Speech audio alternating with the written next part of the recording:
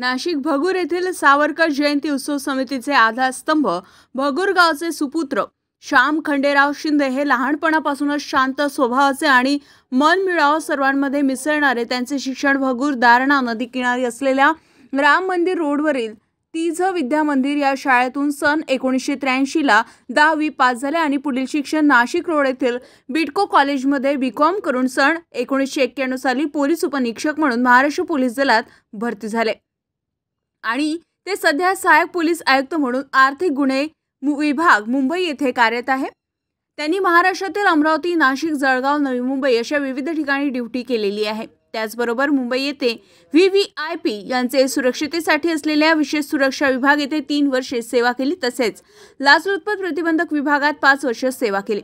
Police खात्यात police महासंचालक सन्मान चिन्हासह आतापर्यंत एकूण 278 बक्षिसे मिळवली आहे. शिंदे यांच्या सन्मान सोहळ्याप्रसंगी कुटुंब, मित्र, सहकारी तसेच 1991 चे बॅचमेट, हितचिंतक व नातेवाईकांचे प्रोत्साहन यामुळे सन 1991 पासून ते आज पावेतो पोलीस खात्यातील कर्तव्य निर्विघ्नपणे पार पाडू शकलो. त्यांनी केलेल्या कामाचे फळ म्हणून 26 जानेवारी 2023 रोजी पोलीस खात्यातील गुणवत्तापूर्ण सेवेसाठी राष्ट्रपती पदक जाहीर झालं होतं. सदर पदक मंगळवारी दिनांक 29 जुलै 2025 रोजी महामहिम राज्यपाल CP राधाकृष्णन महाराष्ट्र राज्य यांच्या हस्ते तसेच महाराष्ट्र राज्याचे उपमुख्यमंत्री एकनाथ शिंदे, पोलीस महासंचालक व सन्माननीय वरिष्ठ अधिकारी महाराष्ट्र पोलीस यांच्या उपस्थितीत राजभवन मुंबई येथे झालेल्या पदक प्रदान समारंभात श्यामराव शिंदे यांना प्रदान करण्यात आले.